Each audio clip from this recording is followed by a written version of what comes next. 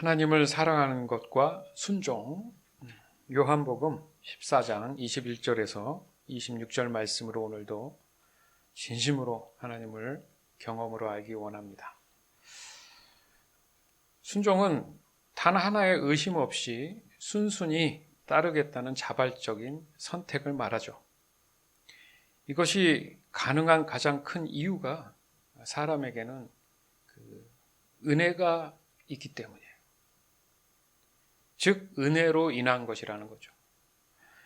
무슨 말이냐면 순종을 할 수 있는 사람이 경험으로 알게 된 자신에게는 가장 큰 문제가 해결을 받았다라는 그런 깨달음이 왔을 때 가능하다는 얘기입니다.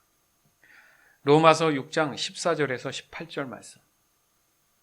여러분은 율법 아래 있지 않고 은혜 아래 있으므로 죄가 여러분에게 왕노릇할 수가 없습니다. 그러면 어떻게 해야겠습니까? 우리가 율법 아래 있지 않고 은혜 아래 있다고 해서 죄를 짓자는 말입니까? 절대로 그럴 수는 없습니다. 여러분이 어떤 사람에게 복종하여 여러분 자신을 그 사람에게 바치면 여러분은 그 사람의 종이 된다는 것을 알지 못하십니까? 여러분은 죽음에 이르는 죄의 종이 될 수도 있고 의에 이르는 순종의 종이 될 수도 있습니다. 그러나 하나님께 감사할 것이 있습니다.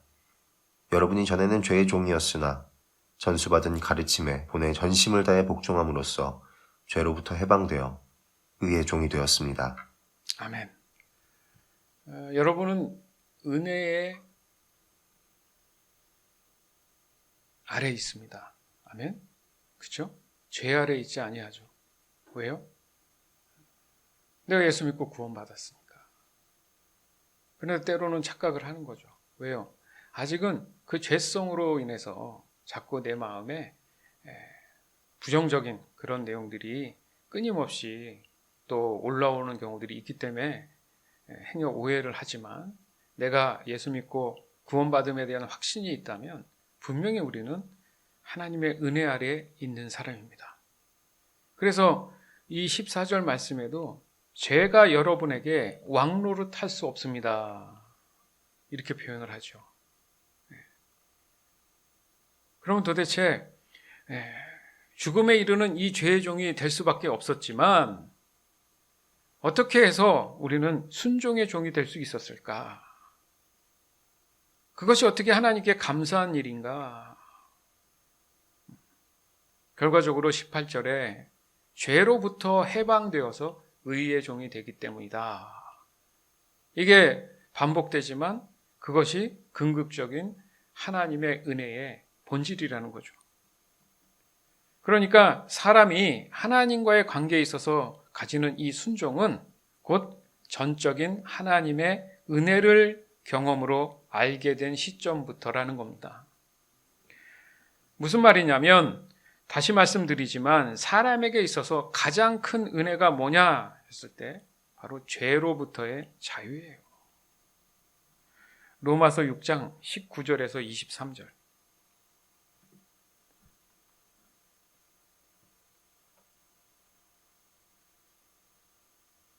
여러분의 육신이 연약하기 때문에 일상적인 말로 예를 들어 말하겠습니다. 여러분이 전에는 여러분의 몸을 더러움과 불법의 종으로 들여 불법을 행했습니다. 그러나 이제는 여러분의 몸을 의의 종으로 들여 거룩함에 이르십시오. 전에 여러분이 죄의 종이었을 때는 의의 다스림을 받지 않았습니다. 그때 여러분이 얻은 열매는 무엇입니까? 지금에 와서 부끄러워하는 그 일들의 마지막은 사망이었습니다. 그러나 이제는 여러분이 죄에서 해방되어 하나님의 종이 되었습니다. 그리하여 거룩함에 이르는 열매를 맺고 있습니다. 그 일의 마지막은 영생입니다. 죄의 대가는 죽음이지만 하나님의 선물은 우리 주 예수 그리스도 안에 있는 영생입니다. 아멘. 여기서도 보면 하나님의 선물이 뭐라고요? 곧 사람에게 주신 하나님의 은혜라는 거죠. 그러면 그 선물의 내용이 뭐라고요? 우리 주 예수 그리스도 안에 있는 영생이다. 그 영생을 받은 거예요.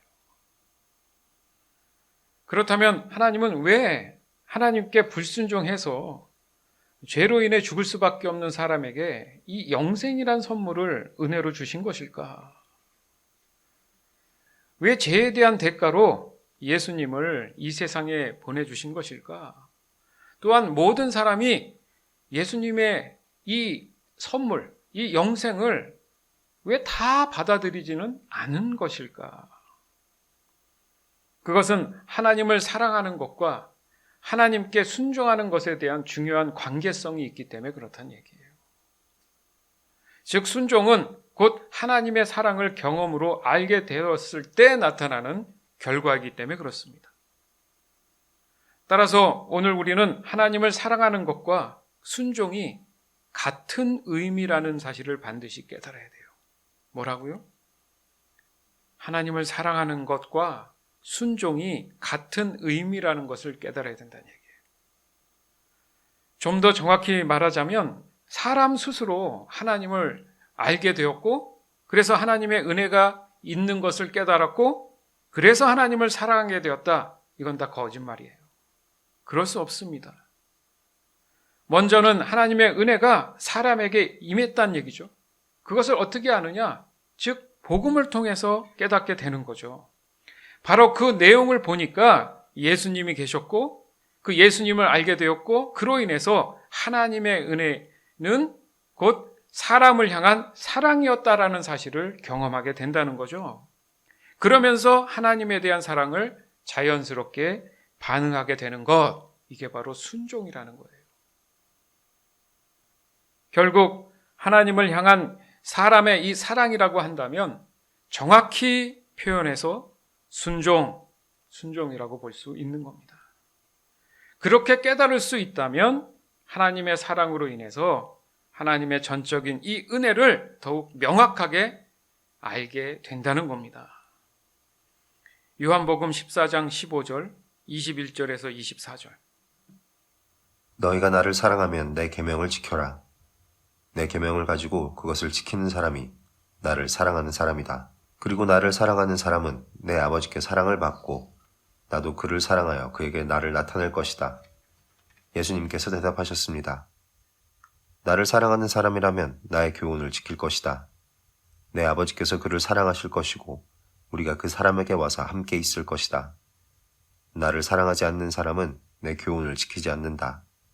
너희가 듣는 이 교훈은 내 것이 아니고 나를 보내신 아버지의 교훈이다. 아멘. 보세요. 나를 사랑하는 사람이라면 나의 교훈을 지킨다. 그러면 내 아버지께서 그를 사랑하실 것이고 중요한 게 이거예요. 우리가 그 사람에게 와서 함께 있을 것이다. 우리가 삼위일체 하나님, 우리가 그 사람에게 와서 함께 있을 것이다. 그러나 나를 사랑하지 않는 사람은 내 교훈을 지키지 않는다. 무슨 말입니까? 그 사람에게 와서 함께 있을 것이다. 사랑이 그 사람에게 온다는 거잖아요. 그 사람에게 이 사랑이 오지 않는다는 것은 그 교훈을 지키지 않는다는 거잖아요. 그렇지 않습니까? 그러면 사랑을 하면 어떤 조건도 존재하지 않는 거 아닙니까? 그런데 마치 뭔가를 지켜야지만이 사랑할 수 있다는 의미도 되는 거 아닙니까? 이렇게 들릴 수 있죠. 그렇기 때문에 사랑과 순종이 마치 다른 의미처럼 느껴질 수 있다는 겁니다. 따라서 사람에게 있어서 하나님을 향한 이 사랑은 하나님의 사랑이 그 사람에게 존재하는지의 여부에 따라서 결과 또한 그 사람에게 나타나는 것은 하나님의 사랑이 나타나는 거예요. 그렇게 반응을 해서 나타나는 것이 바로 순종이라는 외부로 보여지는 열매가 된다는 거죠. 결국 사람에게 있어서 하나님의 사랑이 있어야지만이 그 사랑을 알고 하나님의 성품들, 그 성품들이 내적으로나 외적으로 나타나는 현상이 바로 순종이라는 거예요.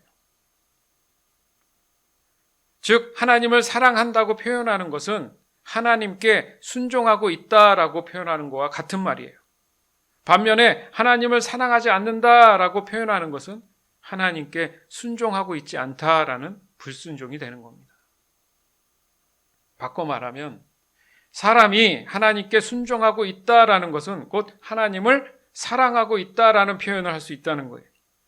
그리고 하나님께 순종하고 있지 않다라고 하는 것은 곧 하나님을 사랑하고 있지 않다라고 표현을 한다는 얘기죠. 좀 생각해 보세요. 사람과 사람 사이에도 그렇죠. 우리가 믿지 않는 사람들도 뭔가 사랑하는 관계 이렇게 그 사랑에 대한 단어를 쓴단 말이에요. 그렇지만 어느 한쪽이 신앙심을 가지고 상대를 사랑한다 이렇게 표현을 안 한단 말이죠. 그렇죠? 왜냐하면 사람에게 있어서 느끼는 서로의 반응이라는 것이 이 온전한 사랑이라고 보기에는 사람들이 가지고 있는 표현되고 나타나는 그 열매들을 보면 보이던 보이지 않던 뭔가 갈등이 존재하는 것을 보면 거기에 사랑이란 단어가 맞지 않는다는 거예요. 그래서 하나님과 사람과의 관계를 말할 때 마치 서로의 사랑을 말하는 듯해도 도리어 사람에게 있어서 하나님을 향한 그 사랑이라고 하는 의미가 신앙심으로 표현이 된다는 거예요. 그래서 왜요? 그 이유가 사람에게 있어서 어떤 이유든지 간에 늘 사람은 의존적일 수밖에 없는 거라는 거죠. 그런 존재라는 거예요. 즉 사람이 사랑의 주체가 될 수 없다라는 겁니다. 그 누구도. 따라서 사람 안에 사랑이 존재하기 위해서는 그 중심에 사랑의 주체가 있어야지 진짜 사랑을 할 수 있다라는 거죠. 그래서 좀 전에도 말씀드렸지만 왜 하나님을 향한 사랑이 신앙에 대한 부분으로 이렇게 표현되고 신앙에 대한 부분으로 하나님을 대하고 경외하고 이런 의미로 사랑을 해석할까? 바로 신앙의 본질을 말할 때 우리가 언제나 이렇게 얘기하죠. 하나님 중심적인 삶을 살아야 됩니다. 이렇게 강조하잖아요. 즉 언제든지 하나님의 주권 아래에 그 삶이 유지돼야 된다 이렇게 얘기를 하는데 그것이 결국 사람이 하나님을 경외함으로 나타난다. 이 경외함을 하나님 사랑한다 이렇게 표현을 하더라는 거죠. 왜 그럴까? 여기서 우리는 하나님과의 이 친밀한 사귐의 본질에 대해서 다시 한번 생각해 볼 필요가 있습니다.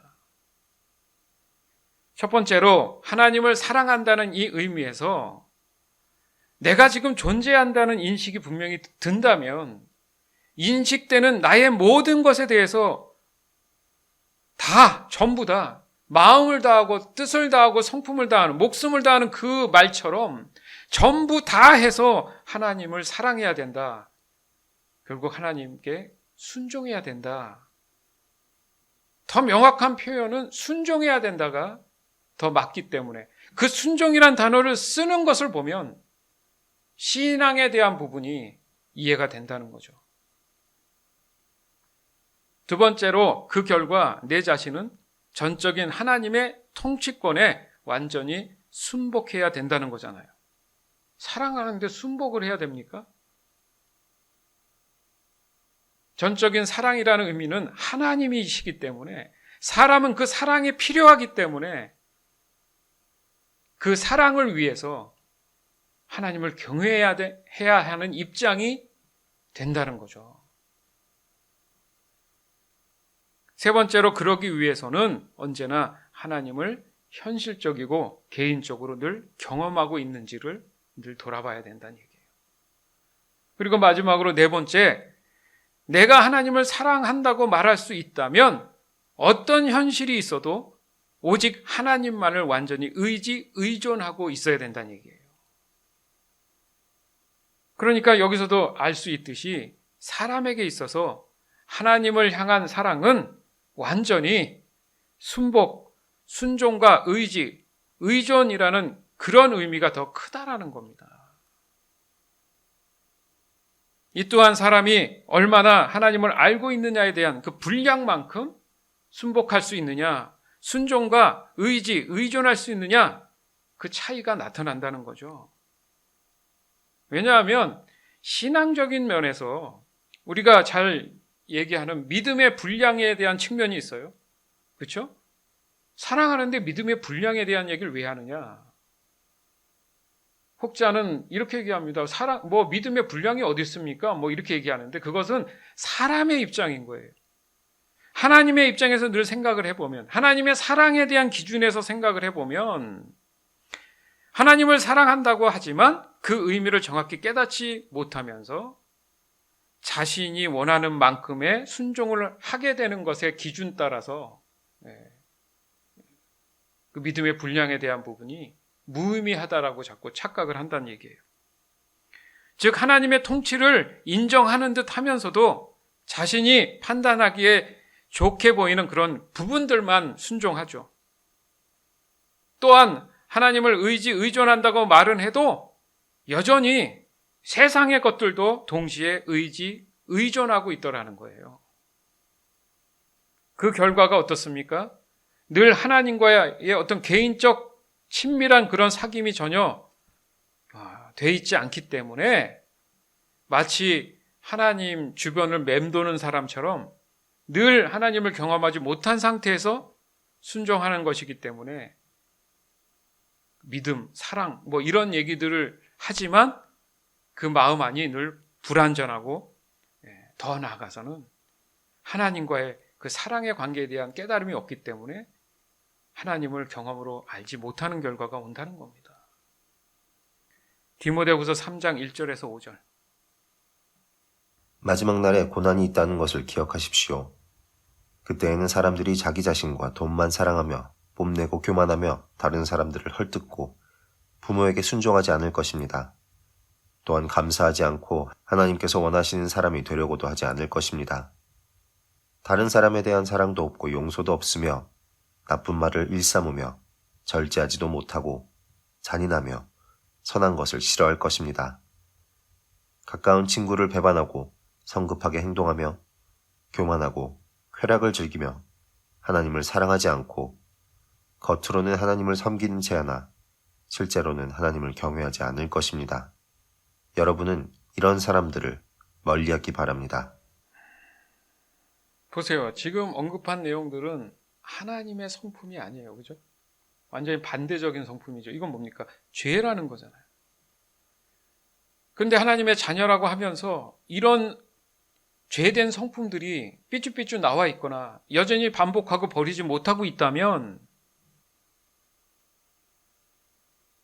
하나님의 사랑에 대한 것과 이 순종이 지금 명확하게 그 사람에게 깨달아지지 않고 있는 그런 상태라는 거예요. 가장 먼저 나타나는 현상이 자기 자신과 돈만 사랑한다. 아니라고 할 수 있습니까?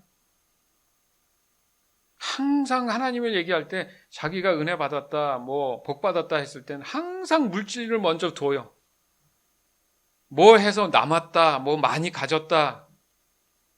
그러니까 가장 하나님에서 사람에게 큰 은혜가 물질로 많이 채워졌다는 게 최고의 자랑거리입니다.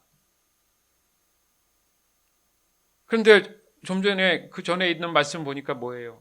하나님이 주신 선물은 뭐예요? 곧 주 예수 그리스도 안에 있는 영생이잖아요. 물질이 아니라 영생이잖아요. 영생. 왜 그렇습니까? 은연중에 하나님의 이름을 얘기하지만 자기 자신과 돈만 사랑하는 거예요.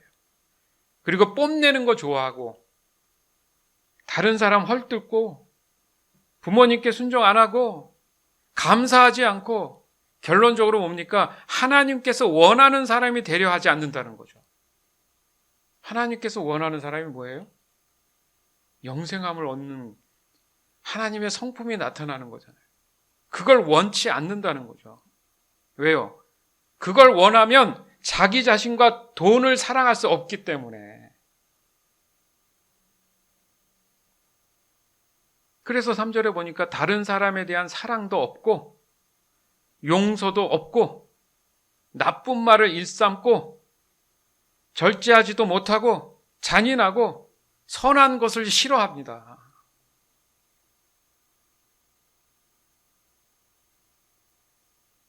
더 심한 경우에는 가까운 친구를 배신합니다. 성급해요. 쾌락을 즐겨요. 그걸 뭐라고 얘기한다고요? 하나님을 사랑하지 않는다. 그래서 마지막 5절에 겉으로는 하나님을 섬기는 채 하나 실제로는 하나님을 경외하지 않는다. 이게 원래 가지고 있는 성경에는 경건의 모양은 있으나 경건의 능력은 없는 자다. 여기서 경건의 능력은 성령의 능력이에요. 좀 더 정확히 얘기하면 성령의 9가지 열매 같은 성령의 성품이 나타나지 않는다는 거죠. 그러니까 그 사람 안에 성령이 계셔야 그 성품이 나타나지 않습니까? 그것은 결국 하나님을 내가 진심으로 친밀한 교제 가운데 있을 때 가능하다는 얘기죠. 그랬을 때에 성령이 주시는 그 말씀을 비추어 봤을 때 순종으로 나타나는 열매가 있어야 된다는 얘기잖아요. 근데 그 열매가 없다는 얘기잖아요, 지금. 만약에 주변에 그런 사람이 있으면 어떻게 하라고 말씀하십니까? 이 말 무섭지 않아요? 여러분은 이런 사람들을 어떻게 하래요? 멀리 하래요. 왜 그런 것 같습니까? 나도 거기 물들까 봐 멀리 하십시오. 그 사람을 내 믿음으로 이길 수 있으면 상관없는데 연약하다면 멀리 해야 됩니다. 그러니까 하나님이 원하시는 사랑에 대한 정의가 뭐냐? 사람이 무언가를 완벽하게 지키려는 노력이 아니고요. 하나님이 정말 원하는 것은 하나님의 사랑을 더 깊이 알게 되는 것을 원하는 거예요. 그러면 자신의 노력이 아니라 성령 하나님이 하나님의 말씀을 지켜나가는 그 능력을 그 사람에게 부어주신다는 거죠. 그러니까 결국 내 노력이 아니라 성령에 의해서 순종이 일어난다는 거예요. 아멘? 그러니까 내가 열심히 뭔가 해도 자꾸 잘 안 되는 이유가 내가 하려니까 안 되는 거예요. 그게 이상한 게 아니고 죄의 속성이에요. 죄는 모든 게 다 거짓이고 부정적이고 아프고 뭐 그런 거잖아요, 다. 최악이에요, 최악. 악이에요, 악. 근데 내 스스로 뭔가 다짐해서 열심히 한다는 게 말이 안 되죠. 그것이 마치 성공한 듯 보여도 그 뒤에는 뭔가 도사리고 있어요.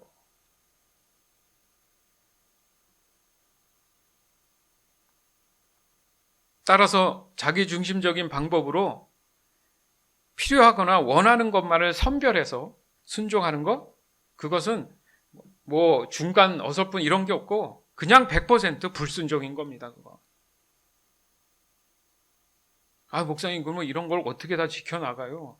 그 얘기가 자체가 모순인 거예요. 자기가 뭔가를 지켜나가야 된다는 부담감을 갖는 것 자체가 지금 오해하고 있는 거잖아요. 그럼 어떻게 해야 됩니까? 아, 그렇군요. 아멘. 내 안에 성령님을 더 의지해야 되겠군요. 나는 할 수 없사오나 성령께서 하나님 말씀을 통해서 순종할 수 있는 힘을 주시고 능력을 주시옵소서.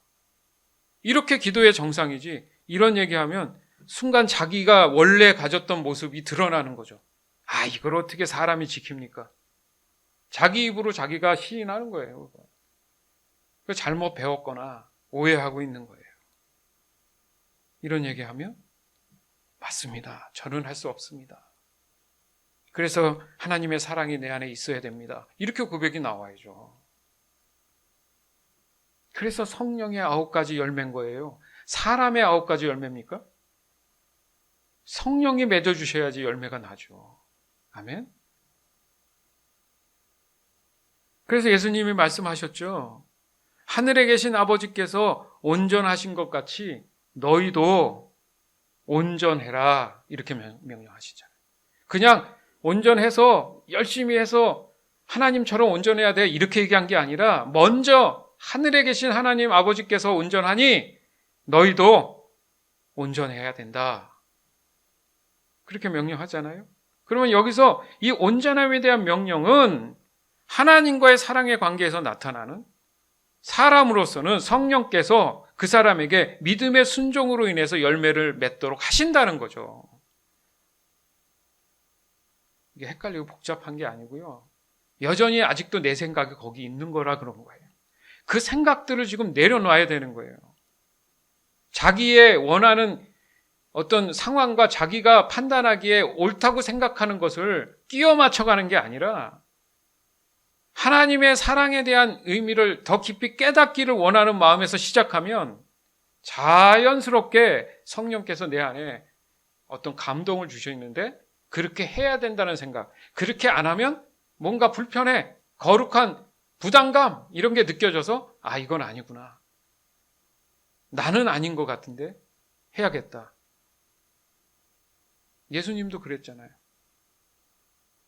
십자가에 막 못 박히시기 전날. 그죠? 기도하시면서 그러니까 땀이 피가 되도록 기도하시면서 아버지, 꼭 이렇게까지 하셔야 돼요?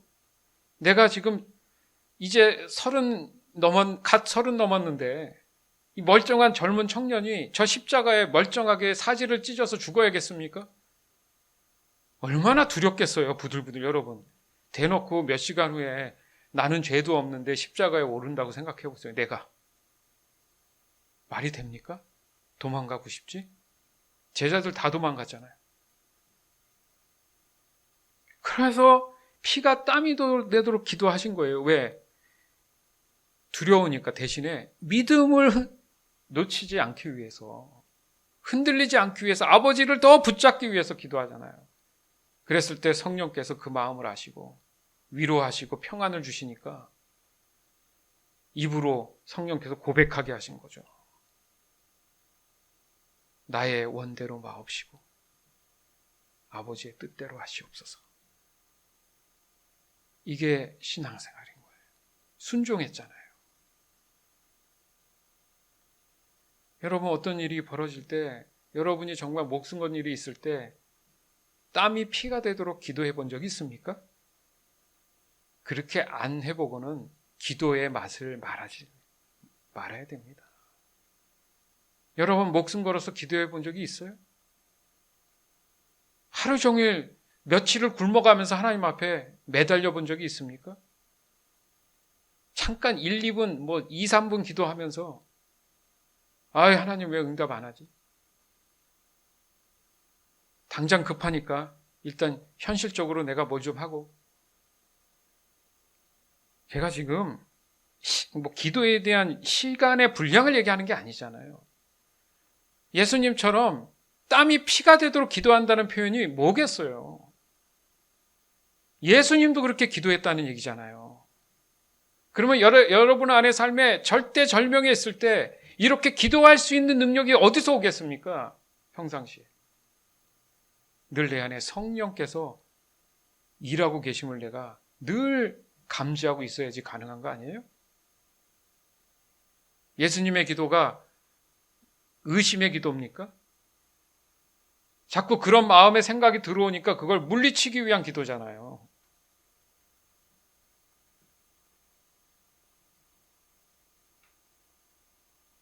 즉, 온전함이라는 것은 변함없이 있는 그대로를 유지하기 위한 의미가 큰 거예요.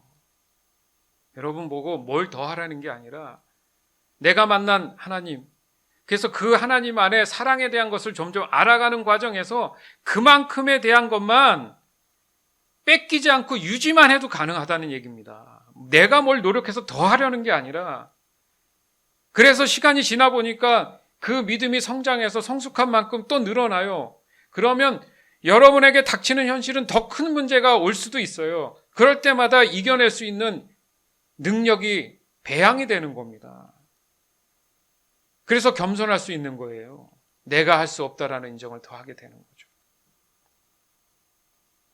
다시 말해서 우리를 향한 하나님의 사랑이 변함없음을 더 명확하게 시간이 갈수록 확고하게 깨닫고 그 사랑 안에 거할 수만 있다면 우리 모두도 그 사랑으로 인해서 온전한 신앙으로 하나님의 말씀을 지켜나갈 수 있는 거예요. 아멘. 에베소서 4장 12절에서 13절. 우리에게 이 모든 선물을 주신 것은 하나님의 백성들을 섬기도록 준비시키기 위한 것입니다. 서로 섬김으로 그리스도의 몸인 교회를 더욱 강하게 세우기 위한 것입니다.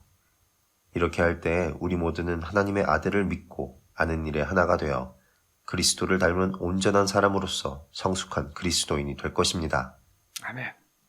여러분, 하나님이 영생에 대한 의미도 있지만 또 실제 이 땅 가운데 살아갈 시간들도 존재하기 때문에 하나님이 주신 선물들이 분명히 있어요. 살아가는 데 있어서 필요에 대한 것이겠죠. 그런데 이 선물을 주신 이유가 뭐라고요? 백성들을 섬기도록 준비한 것이다.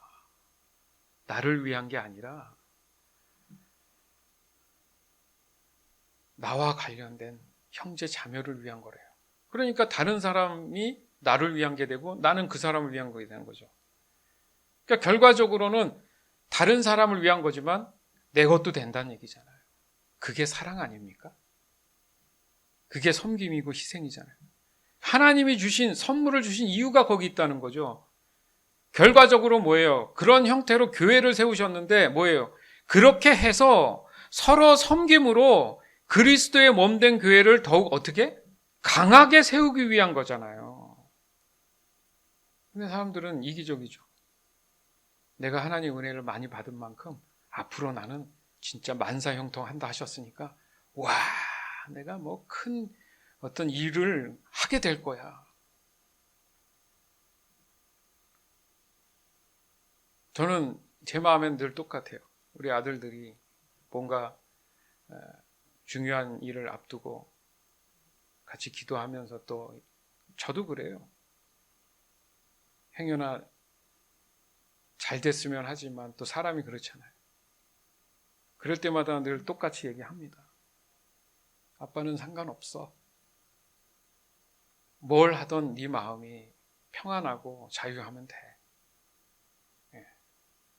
그게 아빠는 관심이지. 어떤 유명한 사람이 되는 그런 건 관심 없어.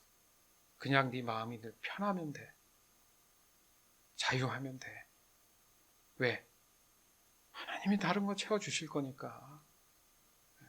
먹고 살 걱정하지 말고 너무 뭔가 누리려 하지 말고 마음이 편하면 돼. 하나님이 원하시는 게 그거잖아요. 평안해라. 예수님이 그러죠. 제자들 찾아와서 평안해라. 샬롬. 사람이 마음이 편해야지 사는 거죠. 그런 사람들끼리 서로 교회 안에 있으면 얼마나 좋은 영향력으로 자유하겠습니까? 내 이기적인 그런 모습이 아니라. 그게 무슨 일이냐? 13절에 보니까 이렇게 할 때에 우리 모두는 하나님의 아들을 믿고 아는 일에 뭐가 되고, 긍극적인 것 맞아요. 선물이 영생이었잖아요. 어차피 우리를 한 공동체로 묶어주신 것은 하나님을 믿고 아는 일로 하나가 되게 해서 그리스도를 닮은 온전한 사람으로 성숙한 그런 모습이 되게 하시는 거구나. 아멘? 늘 자랑이 돼서는 안 돼요. 저도 입 조심합니다. 그냥 감사할 뿐인 거예요. 무슨 말이면 자랑이 아니라 감사할 뿐인 거예요. 감사. 고맙고 자랑스러운 것 뿐이지 자랑하려는 게 아니에요. 뭐든지. 성숙한 신앙으로 올라가면 그런 생각이 들어요. 내가 한 게 아니구나. 더 하나님을 내가 알게 됐구나. 그러면 삶에 대한 시야가 넓어져요.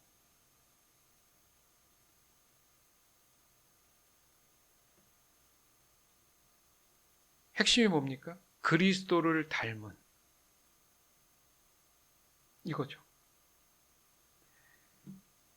예수님이 갖고 계신 성품, 그것을 내가 삶에서 나타낸다는 거잖아요. 그렇죠?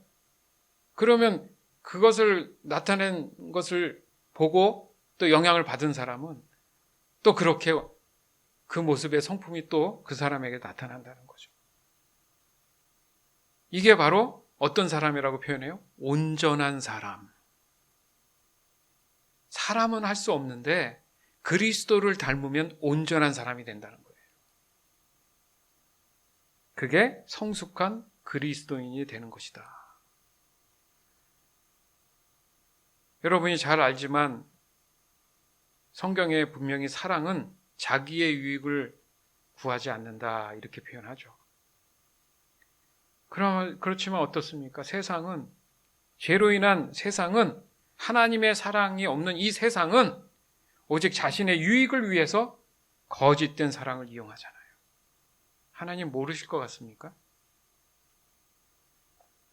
이것은 곧 하나님의 온전하심이 없는 것이기 때문에 그 사람 또한 온전할 수가 없다라는 증거입니다. 왜 난 안 되지? 그러지 마세요. 내가 지금 하나님보다 우선적으로 다른 것을 더 구하고 찾고 있는지 먼저 보세요. 즉 온전함은 하나님의 사랑 안에서 순종하는 삶으로 철저히 준비된 상태를 말씀하시는 겁니다. 뭐라고요? 하나님의 사랑 안에서 순종하는 삶으로 철저히 준비된 사람.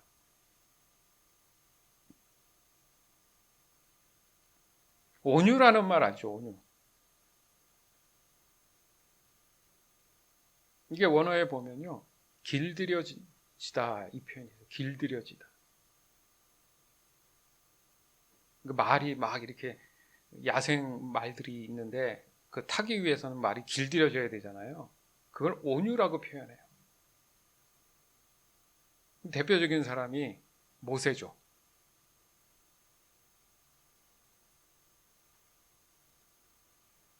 뭐 노아라고도 할 수 있고. 하나님 말씀에 길들여지는 것 어떻게 가능합니까? 그 사람 안에 하나님의 사랑이 있으니까. 하나님의 사랑을 깨닫고 아니까 그 말씀에 순종할 수 있는 깨달음이 생겼는데 성령께서 그것을 해야 된다는 거룩한 부담감을 주니까 맞지요, 당연히 해야죠 하고 순종으로 나타나는 거예요.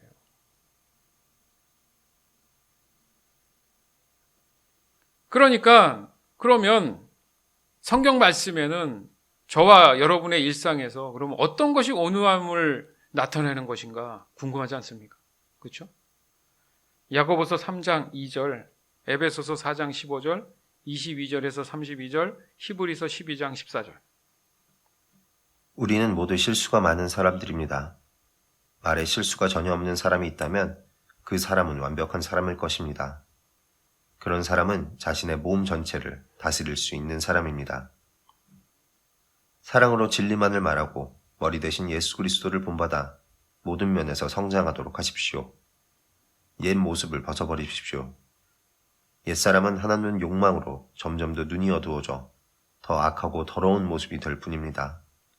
여러분은 마음을 새롭게 하라는 가르침을 들었습니다. 이제는 새 사람이 되어 하나님의 모습처럼 선하고 거룩하게 살아가십시오. 거짓말을 하지 말기 바랍니다. 우리는 한 몸에 속한 자들이니 서로를 진실하게 대하십시오. 화가 나더라도 죄를 짓지 말며 해가 지기 전에는 화를 풀기 바랍니다. 그렇지 않으면 사탄이 여러분을 공격할 수 있도록 놔두는 것이 됩니다. 도둑질하는 사람이 있으면 도둑질을 그만두고 새로운 마음으로 일을 시작하십시오. 그 손으로 열심히 일하며 오히려 어려운 사람을 도우며 살아가십시오. 말을 하려거든 남의 험담을 하지 말고 다른 사람을 칭찬하는 유익한 말을 하십시오. 여러분의 말을 듣는 사람들이 도움을 받을 것입니다. 하나님의 성령을 슬프게 하지 마십시오. 하나님께서는 마지막 날에 여러분이 구원받을 것을 보증하시기 위해 우리에게 성령을 보내주셨습니다. 원한을 품거나 화내지 마십시오. 가시도 친 말로 다른 사람의 마음을 아프게 하지 마십시오. 친절히 대하고 사랑과 온유함으로 하나님이 그리스도 안에서 여러분을 용서하신 것 같이 서로를 용서하십시오. 모든 사람과 사이좋게 지내며 거룩하게 사십시오. 만일 삶이 거룩하지 못하다면 결코 주님을 만나지 못할 것입니다. 근데 이걸 말씀을 접하면서 생각이 듭니다. 야, 이걸 어떻게 다 지킵니까? 아까도 말씀드렸죠. 자꾸 내가 하려는 의미가 있는 거예요. 마지막에 보면 만일 삶이 거룩하지 못하면 결코 뭐 한다고요? 주님을 만날 수 없습니다. 왜요? 하나님이 내가 거룩하니 너희도 거룩해라. 이 거룩의 전제가 뭐예요? 내 스스로 거룩할 수 없다는 거잖아요. 그러니까 먼저 내 안에 하나님의 사랑이 있는지를 먼저 돌아봐야 되는 겁니다. 그리고 그 사랑이 파생된 결과물이 성령이 주시는 열매란 말이에요. 그 열매를 따라 내가 순종하고 있느냐. 왜? 지금 계속 반복해서 하시는 말씀이 그리스도 안에서 맞잖아요. 그리스도를 닮음으로 예수 그리스도를 본받아. 항상 이게 전제가 돼 있잖아요. 그걸 분명히 얘기합니다. 그렇죠? 보세요. 우리는 모두 실수가 많은 사람입니다. 인정하죠. 분명히 성경에도 이렇게 표현되어 있잖아요. 실수가 많은데 어떻게 다 지킵니까? 그럼에도 불구하고 다음에 딸려오는 말이 말에 실수가 전혀 없는 사람이라면 그 사람은 완벽한 사람입니다. 그러니까 말에 실수가 너무 많다는 거예요, 사람은. 좀 더 쉽게 생각해 봅시다. 내 마음에 불편해요. 누가 나를 힘들게 하거나 뭔가 있어. 그거를 내 입에서 나오지 않게끔 해야 한다는 얘기죠. 성령의 9가지 열매 중에 마지막에 뭐예요? 절제입니다. 근데 평상시에 내가 이런 성령의 열매에 대한 마음의 그런 준비가 안 돼 있으면 툭 튀어나온다는 얘기죠.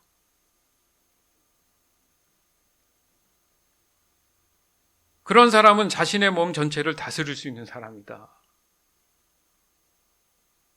결과적으로 내 입에 자갈을 물리는 게 중요하구나. 결과적으로. 네. 저와 여러분 오늘부터 한번 실행해 볼 필요가 있는 의미 있는 말씀이잖아요. 그것뿐이겠습니까? 여기 보세요. 예? 옛사람을 버려야 된답니다. 안 버린 거 있으면 다 버려야 된다는 거. 마음을 새롭게 하라고 가르침을 분명히 여러 번 받았으면 새 사람이 되라고 하죠. 어떻게? 하나님의 모습처럼 선하고 거룩하게 사십시오. 전제가 하나님의 모습처럼이에요. 그럼 어떻게 하나님의 모습을 내가 알아요? 그게 바로 오늘 우리가 함께 나누는 내 안에 하나님의 사랑이 지금 분명히 계심을 내가 깨달으면 하나님처럼 선하고 거룩하게 살 수 있다라는 거죠. 그러면서 우리는 한 몸에 속한 사람이니 서로 어떻게 하라고요? 진실하게 대화해야 됩니다. 살다 보면 화낼 일이 왜 없습니까? 그러니까 이 말씀이 있는 거잖아요. 화가 나더라도는 이미 사람이 화를 낼 수 있다는 전제잖아요. 그렇지만 죄를 짓지 않기 위해서 어떻게 해야 돼요? 내가 속으로 참으면 화병이 나요. 그러나 하나님께 의지하고 기도하고 성령 안에 있으면 이 마음에 평안과 자유함을 주시죠. 그래서 죄를 짓지 않는다는 게 입으로 먼저 죄를 짓지 않는다는 거죠. 그런 사람은 그날을 넘기지 않을 수 있다는 얘기입니다. 그렇지 않으면 어떻게 된다고요? 자, 그렇지 않은 경우가 많으니까 여기서 언급을 하나 봐요. 사단이 여러분을 공격할 수 있도록 놔두는 것입니다. 여지를 주는 거예요, 여지를. 어떻게 생각해 보면 사단 마귀는요, 우리가 말하지 않는 이상은 무슨 생각하는지 그들은 우리 생각 안으로 들어올 수는 없어요. 근데 자꾸 내가 부정적인 얘기를 자꾸 하니까 쟤는 부정적인 것이 지금 쟤한테 지금 계속 약한 부분이구나. 그러면 더 부정적이게 만들어야겠다. 이렇게 가는 거겠죠. 그러니까 뒤에 결과적으로 보면 원한을 품지 말고 화를 내지 말고 가지 놓지 말고 다른 사람 마음을 이 자체가 다 내 입이 실수의 시작이라는 거예요. 힘들고 가슴 아프고 어려우면 땀이 피가 나도록 하나님께 기도하세요. 예수님처럼 차라리.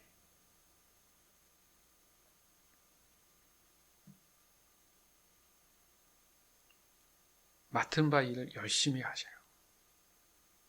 학생이면 학생, 일하는 사람 이상 열심히 그 자리에서 열심히 일하는 거 하나님 기뻐하십니다. 욕심내지 말고 맡은 바 일에 열심히 일하는 거. 내가 언제까지 이거 하고 있어야 돼? 하나님 싫어해요. 선한 모습 아니에요.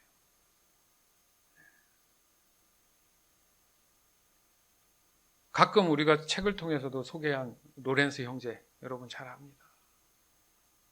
그가 가지고 있었던 자기만의 일은 남이 보기에는 가장 낮은 자리의 일이지만 늘 그 입술에는 하나님의 찬양이 있었고 항상 하나님의 임재가 있는 분이었어요.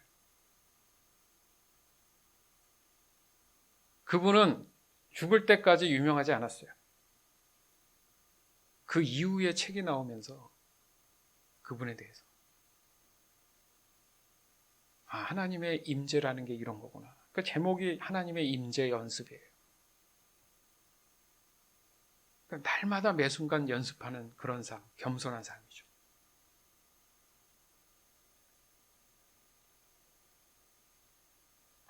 말을 하더라도 남의 험담을 하지 말고 도리어 장점을 찾아서 칭찬을 하도록 노력해라. 이것도 쉽지 않을 수도 있는데 노력해야 된다는 얘기죠. 그렇지 않으면 하나님의 성령을 어떻게 하는 거예요? 슬프게 하는 거다. 자, 여기서 끝나는 게 아니죠. 결과적으로 계속 이것을 방치하고 그렇게 살아가면 하나님께서 마지막 날에 여러분의 구원을 받을 것에 대한 보증을 위해서 성령을 보내주셨어요. 근데 성령을 계속 슬프게 하고 성령의 열매에 대한 그 순종이 일어나지 않으면 그 사람은 결과적으로 나중에 구원도 못 받을 수 있다는 얘기도 되네요. 끊임없이 알려주는데도 내가 안 하고 있으면 그게 불순종이잖아요.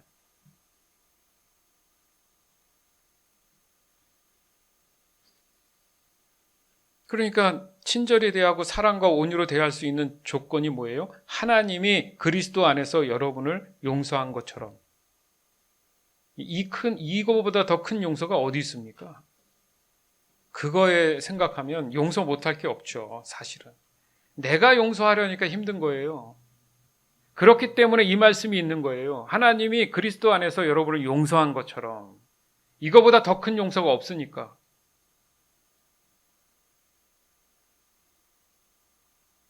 따라서 온전한 순종이란 오직 하나님의 사랑에서만 나오는 것이다 명심하세요. 아멘? 종교적 행위가 아니라 이 온전한 순종이라는 것은 오직 하나님의 사랑에서만 나타나는 거예요. 그러면 내가 하나님의 사랑에 대해서 내가 얼마나 관심이 있는지 스스로 돌아봐야겠죠? 거기에 우리의 신앙은 그 사랑으로 인해서 믿음으로 순종하는 그런 일들이 가능해지는 것이다. 그러니까 하나님과의 이 친밀한 교제가 유지되어야 하는 것이야말로 온전한 순종으로 이어질 수 있는 아주 중요한 핵심이 되는 사실이라는 것을 명심해야 된다는 거죠. 즉 하나님과의 지속적인 사랑의 교제가 늘 기초가 되지 않는 그런 순종은 언제든지 스스로 지치거나 자멸하게 됩니다. 그래서 스스로 자기 자신 스스로가 시험에 빠지는 거예요. 그 결과는 참혹합니다. 성경은 그렇게 분명히 밝혀요. 무서운 결과가 온다는 거죠. 따라서 우리의 모든 삶에서 실제적인 이 순종이 늘 나타남을 보고 내가 하나님을 전적으로 사랑하고 있구나 이렇게 표현할 수 있다는 얘기입니다. 사무엘상 15장 22절에서 23절. 그러나 사무엘이 말했습니다. 여호와를 더 기쁘시게 할 것이 무엇이겠소? 태워드리는 제물인 번제물과 그 밖의 제사요? 아니면 순종이요? 하나님께 순종하는 것이 제사보다 낫소. 하나님의 말씀을 듣는 것이 순양의 기름을 바치는 것보다 낫소. 순종하지 않는 것은 점쟁이의 속임수만큼 나쁘고 교만한 고집은 우상을 섬기는 것만큼 나쁘오. 당신은 여호와의 명령을 듣지 않았소. 그러므로 이제 여호와께서 당신을 버려 왕이 되지 못하게 하실 것이요. 네, 핵심이 뭐예요? 여호와를 더 기쁘게 할 것이 무엇이냐가 핵심인 거예요. 그래서 우리가 무엇을 하든지 하나님께 영광이 되게 하라 이 말씀하시죠. 하나님을 기쁘게 하시는 것이 사랑입니다. 그렇잖아요.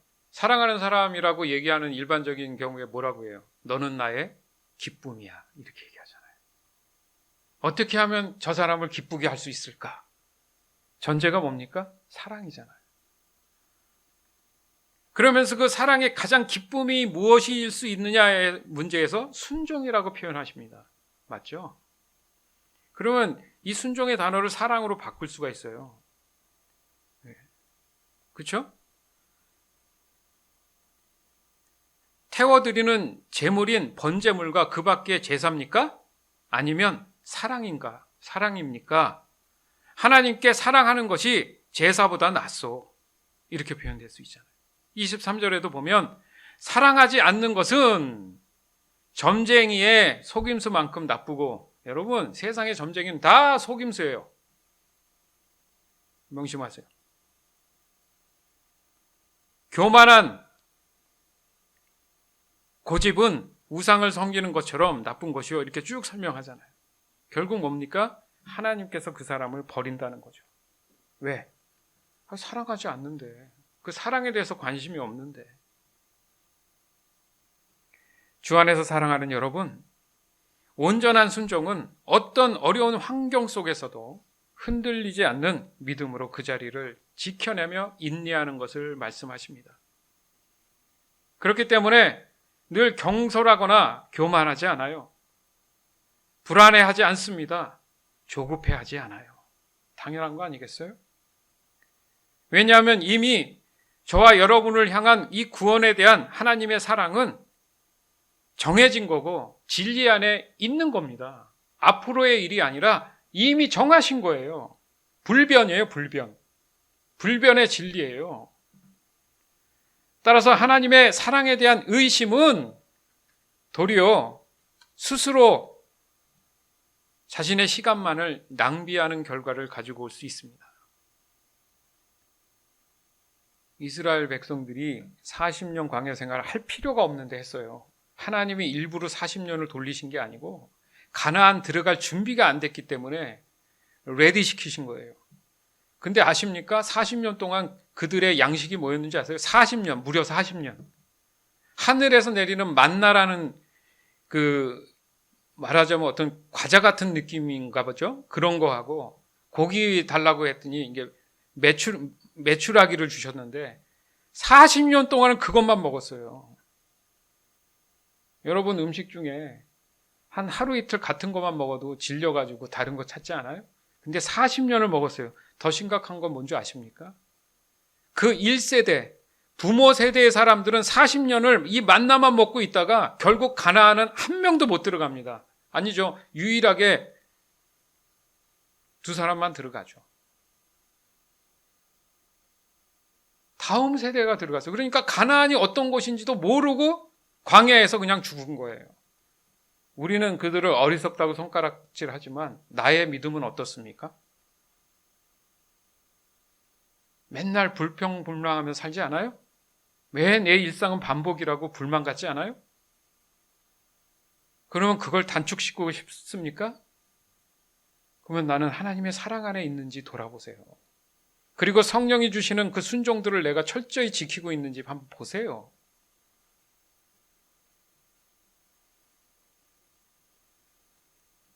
즉 하나님의 사랑 안에 있는 이 순종은 하나님과의 관계에 있어서 마치 소리 없이 흐르는 기쁜 강물과도 같은 것이 순종인 거예요. 다니엘 동안 기도를 얼마나 많이 하신 줄 아십니까? 65년을 했어요. 뭘 위해서? 나라의 회복을 위해서. 맨날 같은 시간에. 그래서 저희가 12시 예배 때 같이 기도하자고 올리는 거잖아요. 이 상황을 봐도 도저히 그렇게 될 거 아닌데도 다니엘은 하나님을 놓지 아니하고 65년을 기도했습니다. 네? 왜? 하나님의 사랑 안에 있으니까. 성령이 시키는 대로 기도한 거예요. 기도도 성령이 시켜서 기도해야 하는 거예요. 이스라엘 백성들이 애굽에서 나오는 순간순간마다 물이 없어요, 먹을 게 없어요. 일부러 하나님 그렇게 하셨어요. 그리고 나서 그래? 먹을 걸 주마, 마실 걸 마시게끔 하마 해놓고 나중에 하신 항상 말씀이 나 여호와인 줄 알리라. 찾아보세요. 우리 요즘 출애굽기 하고 있지 않습니까? 항상 나 여호와인 줄 알리라. 강구하고 찾게 하시는 거예요. 하나님을 더 의지하게 하시는 거예요. 자, 바꿔서 생각하면 하나님이 그들을 너무 사랑하니까, 근데 그냥 막 퍼주니까 그 사랑을 모르는 거야. 그렇지 않겠습니까? 그러니까 그 사랑의 의미와 가치를 알기 위해서 약간의 그런 깨달음을 위해서 하나님을 찾게끔 만드는 거예요. 그런데도 못 깨닫잖아요.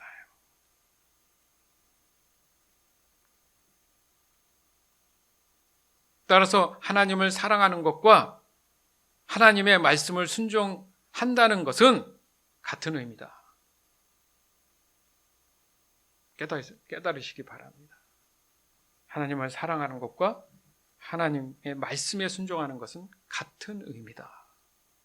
이 순종은 전적인 온전한 순종이지 자신의 어떤 선별에 의해서 자신의 유익에 의한 그런 순종이라면 그것은 거짓된 순종, 곧 불순종입니다. 즉 온전한 순종은 성령님이 하나님의 말씀을 저와 여러분에게 조명해 주실 때마다 그 순간 믿음으로 따를 수 있는 그런 순종의 능력을 주시는 거예요. 그래서 그 주심을 내가 알고 따라가는 겁니다. 그게 순종이라니까요. 순순히 따르는 거.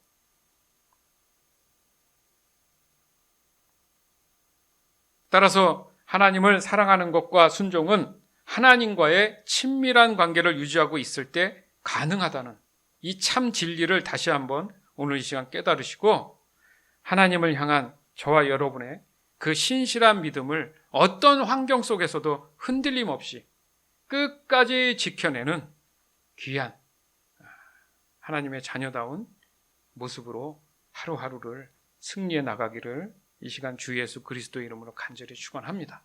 아멘. 출애굽기 15장 26절. 여호와께서 말씀하셨습니다. 너희는 너희 하나님인 나 여호와에게 복종하여라.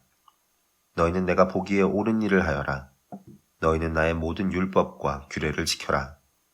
그렇게 하기만 하면 내가 이집트 사람들에게 보냈던 것과 같은 질병을 너에게는 보내지 않을 것이다.